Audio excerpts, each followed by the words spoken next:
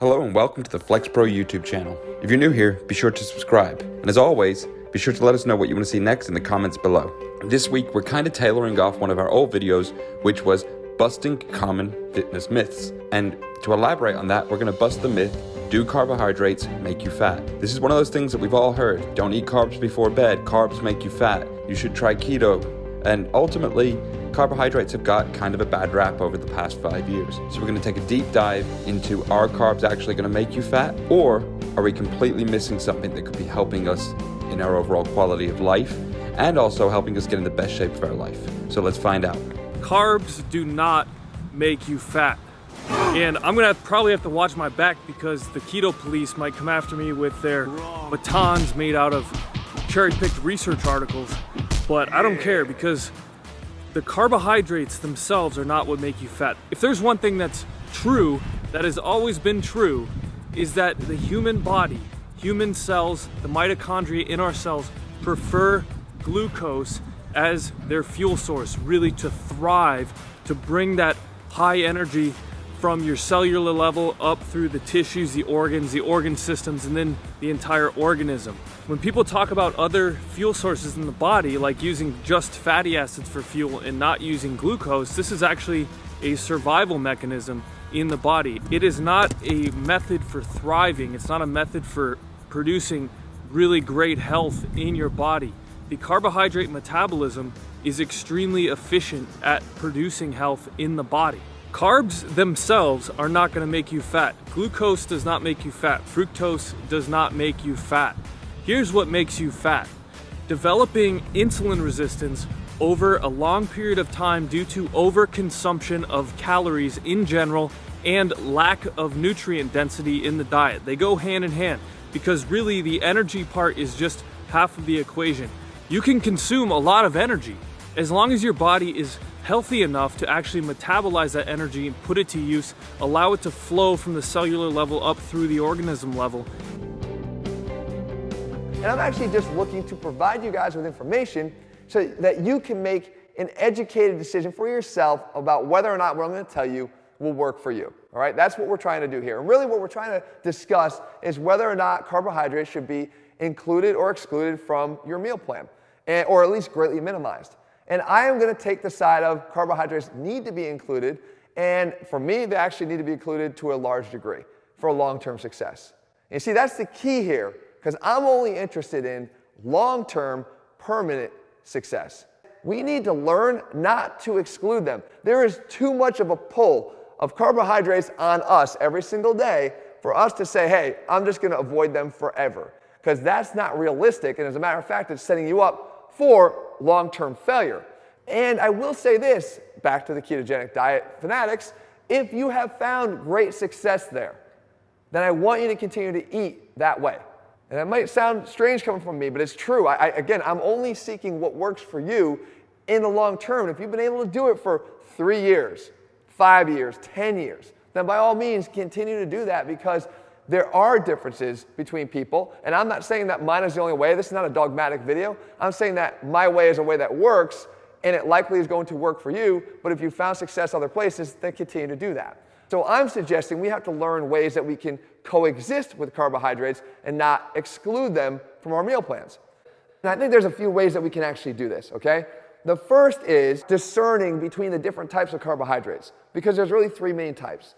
There's the simple sugars, there's starches, and then there's the fibrous carbohydrates. And I actually broke down a whole list of all the categories that you guys can access on my website at athleanx.com/carbs, and you can see all the different types of foods that fit in there. But let's start on sort of the good side of it, right? The fibrous carbohydrates. And yes, this is the boring side of it too. These are the broccoli, cauliflower, asparagus, all the vegetables.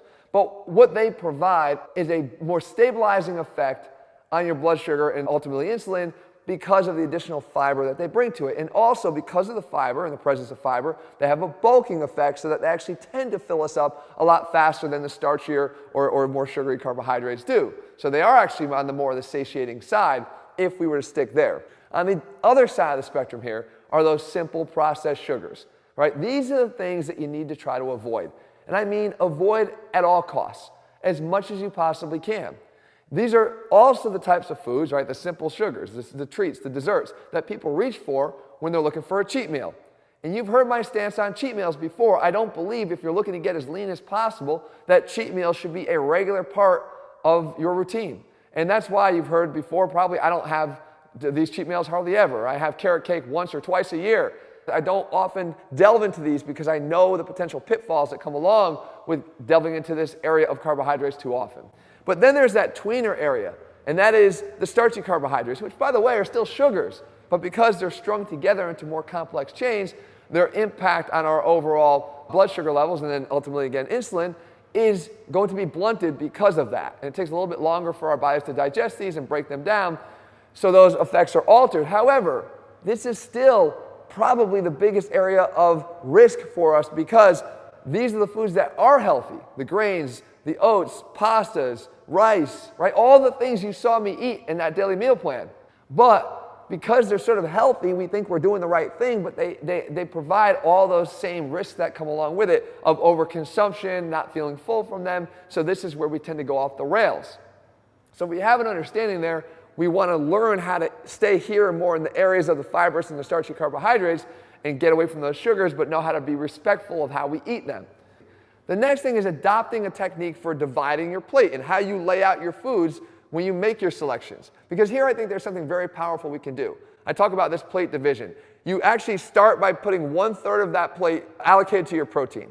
Okay, and again, the protein is where you're going to get most of your satiety from. When you eat it, you're going to feel full. It's going to help you in terms of controlling the second portion here, and that is the remaining 2/3 gets divided among your starchy carbohydrates, not your sugars, your starchy carbohydrates, and your fibrous carbohydrates. And my only rule is that you need to put twice as many fibrous carbohydrates on your plate as starchy carbohydrates in terms of portion size. All right, and now if I had a perfect world and I could say to you, hey, I want you to eat in a specific order, I would tell you, start with your proteins, then work around to your fibrous carbohydrates, and then end with your starchy carbohydrates. As a matter of fact, I actually sometimes do that because at night, let's say, one of my favorite things to eat is sweet potatoes. And sweet potatoes do kind of taste like almost a dessert for me, so saving them for last is a bit logical. But why I recommend that, at least even in the beginning, is because I want you to feel the effect of getting full before you overeat on those carbohydrates, those starchy carbohydrates that tend to dull your perception of how full you are, right? So if you start there and you work your way around the plate, you've eaten so much food by the time you feel full, it's negating the benefit of actually setting up the plate in the first place. What you didn't see on the plate, however, is an allocation of fat. Not at least directly, and certainly not in the amounts of 70 to 80% of my meal, which is again back on that sort of ketogenic path.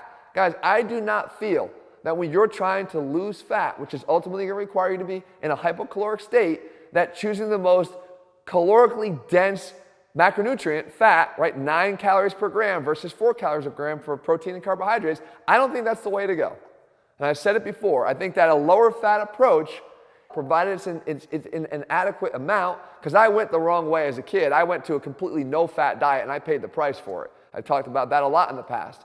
You still need to have your healthy fats, but I say they're incidental. You cook with them. You put a little bit on top, a little bit of olive oil. You saute your vegetables, right? It doesn't have to be boring food. But you still have your fats. You're just not allocating 70 to 80% of your meal to fats.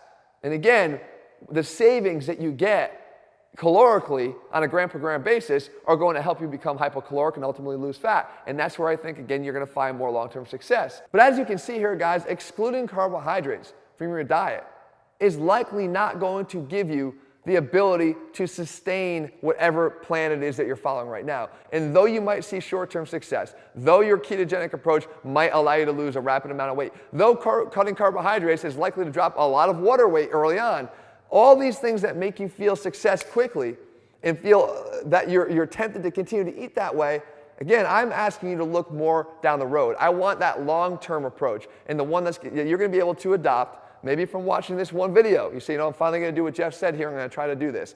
If you do this, I'm suggesting here that when you make that change and it sticks, you're never going to have to watch another one of these videos again. Today, I'm talking about the fact that we're not supposed to have carbohydrates after 5 p.m. How many times have you heard that? Heck, I used to abide by that as well. I fell into the belief that if I had carbs at night, I would store that all as fat. And again, in theory, I gotta give credit where credit's due. It makes sense, right? Okay, we're becoming less active. We would think that we would end up storing what we're consuming. But it goes a little bit deeper than that. You see, we have to look at other physiological functions that require carbohydrates to help us get to sleep, to help us stay asleep, and to help our metabolisms do what they're supposed to do when it comes to resting and recovering. So first and foremost, there was one study that was done by the American Journal of Clinical Nutrition. And this one's pretty common nowadays. Okay, this is the fact that we require certain amounts of carbohydrates to allow an amino acid called tryptophan to enter into our brain. So do you remember around Turkey Day on Thanksgiving, how when you eat turkey, they all say you're gonna get tired because of the tryptophan? Well, there is some truth to that. You see, what ends up happening is when you consume carbohydrates, it allows tryptophan to enter into the brain. That tryptophan converts into a neurohormone known as serotonin. Serotonin is a precursor to another neurohormone known as melatonin. Maybe you've taken melatonin as a supplement before. It helps you fall asleep. It's what helps your body regulate and adjust its circadian rhythm. Well, what this one particular study looked at was 3 different groups, okay? These 3 different groups were all put into a sleep lab for 3 days. They studied their sleep habits, how long it took them to fall asleep, et cetera, et cetera. One group was given white jasmine rice 1 hour before bedtime. The second group was given jasmine rice 4 hours before bedtime. And the third group was given brown rice 4 hours before bedtime. Well, the results were pretty alarming. Those that consumed the white rice 4 hours before bedtime fell asleep on average in 9 minutes. Okay, they fell asleep pretty fast.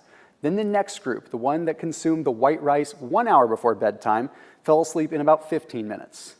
Then the last group, the group that took in the brown rice, the low glycemic, slow digesting carbohydrate, well, they took 18 minutes to fall asleep.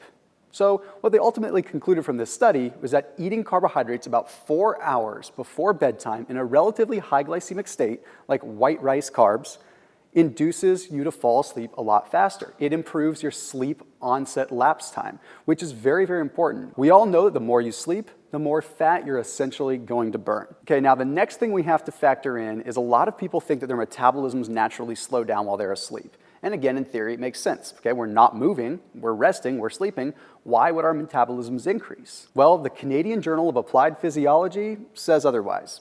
They actually found by testing subjects that moderately exercised had increases in their heart rate and their metabolic rate while they were sleeping. Why does this happen? This doesn't really make sense. Well, it has to do with triggering your sympathetic nervous system.